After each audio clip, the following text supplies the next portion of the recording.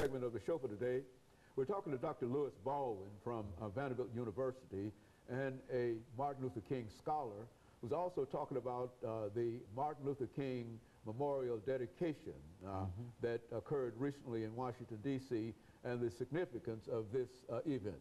Dr. Baldwin, you were talking about the image of Dr. King prior to our first commercial break. Let's pick up in that area that you'd like to pursue. Yeah, I think it's very important to understand that once the decision was made to pursue the completion of this 30-foot sculpture of Dr. King, a Chinese sculptor by the name of Lei, L-E-I, Yixin, Y-I-X-I-N, was chosen really to produce this design of the monument.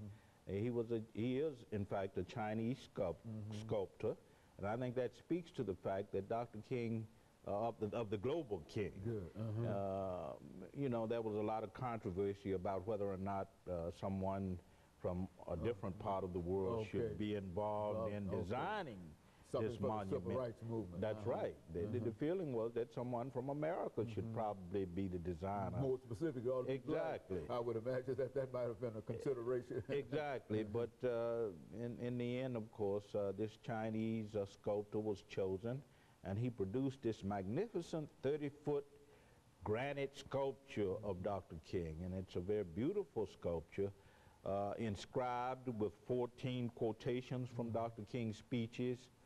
And also, it portrays Dr. King as emerging out of a mountain. As you well know, the inspiration for the design of the monument came from a line in Dr. King's I Have a Dream speech, where Dr. King talks about hewing out of the mighty mountain of despair a stone of hope. That was the inspiration for the design of the monument. And the fact that we had a Chinese sculptor, a Chinese artist in charge of producing this monument, I think is very, very important. And it sort of reinforces this idea that I've been talking about, King as a global figure, and not someone who will not be limited by race. Exactly. Yes. A race, or culture, or nationality, but an international figure. Very good. And of course, now the dedication, how did all of that happen? I mean, the whole process. Yes, well, initially, we need to keep in mind that the effort to produce a King monument started back in 1996 when Congress gave approval to the Alpha Phi Alpha fraternity, King's fraternity, to pursue this project. And Congress gave its approval, and since 1996, Alphas have been engaged in a fundraising process. The monument cost is about $120 million. They've raised about $115 million already. But the decision was made to pursue the project after 1996. And of course, as you well know, we got the Chinese sculptor involved in producing the design for the monument. And certainly in 2011, this year, the monument was completed. And the initial ceremony for the dedication of the monument was scheduled for August 28th, 2011. Now, why was that date significant? The anniversary of the I Have a Dream speech. Because King gave the I Have a Dream speech on August 28th, 1963.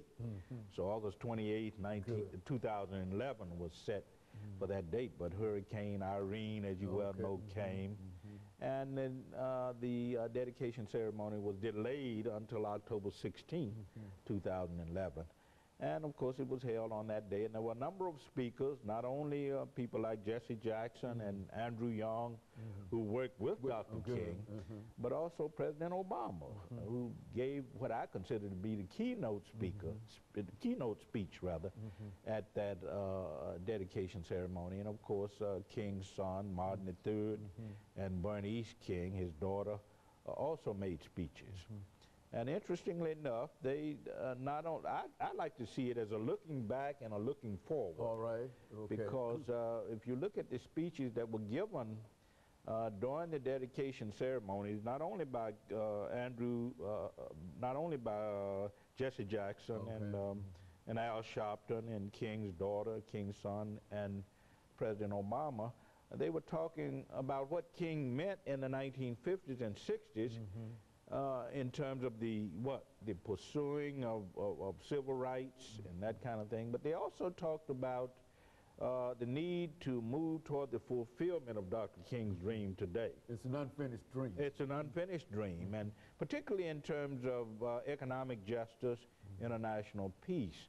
I think it was Martin III who said, look, okay, we have not fulfilled the dream in terms of jobs and income and economic justice. There's still class issues that divide Americans. So we have to realize that Dr. King's last crusade before he was assassinated involved fighting for garbage workers, fighting against slum conditions, that he was very much concerned about eliminating the problems of poverty and economic injustice. And that's a real concern that we have here today, and a real sense. I think that when you look at what's going on in the country today, you find that there's quite a bit of poverty, and there's quite a bit of continuing poverty that we've never seen before, I think, Absolutely. Dr. Baldwin, in a real sense, since the beginning of the Great Society. Absolutely. And now with President Johnson. That's right. Yeah. Now what would how would Dr. King's attitude be in reference to what we ought to do in reference to this? I think Dr. King would say that social protest is still one approach to addressing this kind of issue. I think we expect the federal government to address economic inequities and economic problems, especially given the fact that we have a Barack Obama as president, and that he should be, the idea, of course, is that he should be sensitive to the, more sensitive to these problems. But King always said that government action has to be accompanied by social activism on the part of common citizens. That all of us have a role in making the society more economically equitable, okay, so that people will have jobs, health care, a guaranteed income, and that, I think, is the challenge that the speakers at the King dedication ceremony tried to get across. The challenge is that we need to continue to fight for the fulfillment of this dream, not only in terms of economic justice, but in terms of issues of international peace. Very good. And of course, Dr. Baldwin, let us take this second commercial break, and we'll be back with our audience following this very, very short commercial break.